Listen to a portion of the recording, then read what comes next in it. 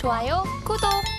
조목은 또 파이버 프로를 가지고 오셨더라고요. 어떤 모멘텀에 주목해 볼까요? 조금은 생소한 기업일 겁니다. 저도 처음으로 이 기업에 대한 리포트를 한번 봤는데요. 네. 그러니까 섹터 자체는 어쨌거나 방산인데요. 우리나라의 방산 신규 수출이 늘어나고 규모가 확대되고 그 모든 것들은 이제는 사실 뭐 지루한 이야기입니다.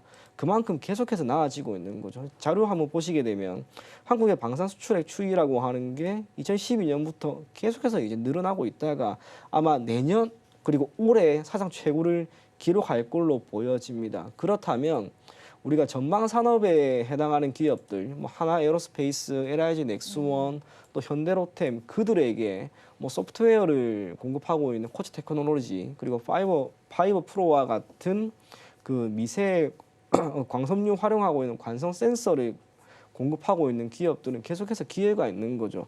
이 센서가 가지고 있는 의미가 예를 들면 우리가 총을 쏜다고 가정을 할게요. 네. 총을 쏘면 가까이 있는 피사체에 대해서는 사실상 대충 이렇게 쏴도 맞춥니다만 거리가 멀리 있어요. 표적도 작아요. 특히 그게 뭐 포라고 가정을 합시다. 진동까지 강하면 총 쏠 때 이렇게 뭐 이렇게 이 십자가 형태로 딱 표적이 잡히는데 이게 약간만 처음에 쏠 때 각도가 틀어지면은 표적에 대해서 명확하게 이게 안 되는 거죠. 그거를 계속해서 잡아주는 그런 기업이라고 생각하시면 됩니다. 그러한 재화를 시장에 공급을 하고 있는데 여기에 대한 수요가 지금 계속해서 늘어나고 있다 보니 파이버 프로에 대한 실적 전망이 계속해서 지금 올라가는 거예요. 지금 우리나라 같은 경우에도 결국에는 낮게 하고 산업을 성장시키려고 하는 것은 이런 방산업체 그중에서도 밸류 체인을 형성하고 있는 기업들입니다. 부품 조달 같은 경우 여전히 자체적으로 10%가 안 된다는 것을 감안한다면 우리나라도 방산, 소재, 부품 이쪽으로 자체적으로 대략 10% 이상은 상회할 수 있을 만한 밸류 체인을 형성하자라고 하는 가운데 태동한 기업이라고 보시면 됩니다. 그렇다면 기회는 앞으로 계속해서 있을 것으로 보여지고 추후에는 단순하게 방산뿐만 아니고요. 정부가 계속해서 사업을 확장하려고 하는 곳, 항공, 우주, 거기에 로봇, UAM 이 모든 것에도 동사의 기술력이 들어갈 수밖에 없는 그런 상황이 되었습니다. 덕분에 수주 잔고는 계속해서 늘어나고 있고요. 올해 2분기 기준으로 매출액은 전년 동기 대비 47% 늘어난 285억, 영업이익은 전년 동기 대비 61.9% 늘어난 42억 원 정도가 전망이 됩니다. 실적이라고 하는 것은 역시나 나아질 것이다라고 하는 그런 전망과 전방산업, 업황 그 모든 것은 괜찮다고 보입니다. 그래서 우리가 방산 부품업체 코치 테크놀로지라고 하는 기업만 계속 바라보지 말고요. 이제는 파이버 프로라고 하는 새로운 기업도 있으니까 이 기업도 여러분들이 한번 유심히 관심 있게 지켜볼 것을 권해드리겠습니다. 가격은 어떻게 자리 잡아갈까요? 제가 준비를 안 해가지고요. 동사의 목표 가격 같은 경우에는 우선 5,000원이고요. 손절 가격은 3,500원 제시해드리도록 하겠습니다.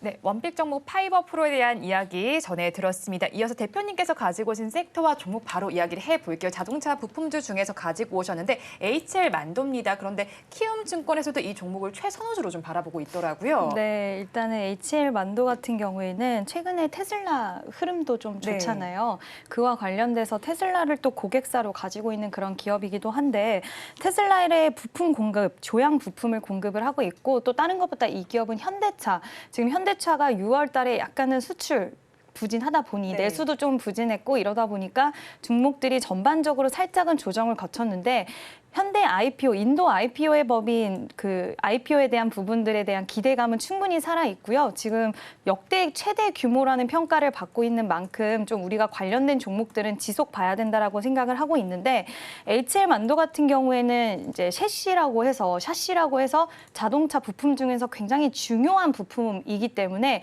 이 부품이 과연 또 시장에서 어느 정도 침투를 하고 있냐도 중요한 부분이잖아요. 근데 현대차가 이제 인도 시장에서 증설을 하고 공장을 만들 때 부품사들 중에서 그거를 같이 하기 위해서 따라간 기업들이 있어요. 네. 그러다 보니 HL 만도도 같이 갖고 여기에서 90% 정도의 점유율을 가지고 있습니다. 현대차 관련돼서. 그래서 인도 시장에서의 앞으로의 이제 좀 활동에 대한 부분들 기대감도 있고 예전에는 HL 만도 하면 중국 시장에 대한 기대감이 더 컸었어요. 왜냐하면 중국 쪽에서는 우리나라 부품사들이 침투한 경우들이 많이 없다 보니까 HL 만도 만도가 중국에서 굉장히 잘하네. 그리고 중국에서의 침투율이 생각보다 크기 때문에 이와 관련된 기대감이 좀 있었다라고 한다면 지금은 인도 쪽 시장에 관련돼서 이제 앞으로 뻗어나갈 수 있는 부분 그리고 테슬라에 또 부품을 공급하기 때문에 뭐 2차 전지 관련된 종목으로 보기보다는 또 테슬라 관련해서도 부품을 납품하는 기업이다라고 생각을 하시면 될 것 같고요. 일단 자동차 관련된 종목들 최근 약간 쉬어가는 흐름을 보이고 있기는 하지만 현대차가 미국에서 역시나 고부가가치 차량들이 잘 팔렸어요.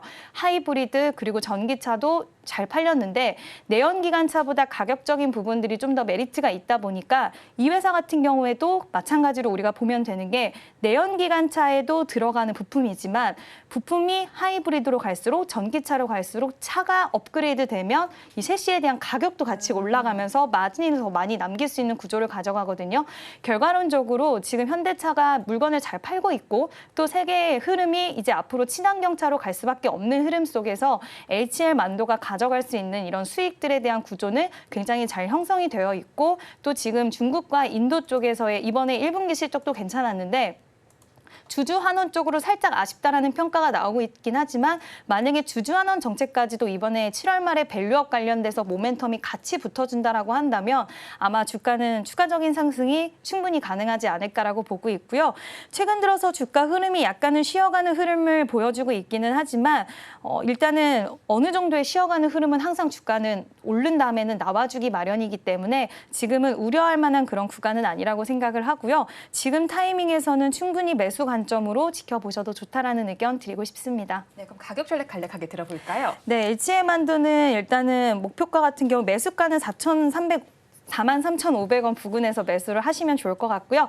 44,000원 이하에서 하시면 좋을 것 같습니다. 일단 목표가 같은 경우에는 49,000원, 이제 5만 원 정도로 딱 터치를 해줬는데 또 5만 원 잡으면 5만 원 찍고 내려올 수가 있기 네. 때문에 49,000원 정도에서 수익 안전하게 챙기시면 좋을 것 같고요. 손절가는 이때 가격을 그래도 이때 이 지지선을 깨면은 좋지는 않기 때문에 그래도 적어도 4만 원에 대한 손절선은 지키고 가시는 게 좋을 것 같습니다.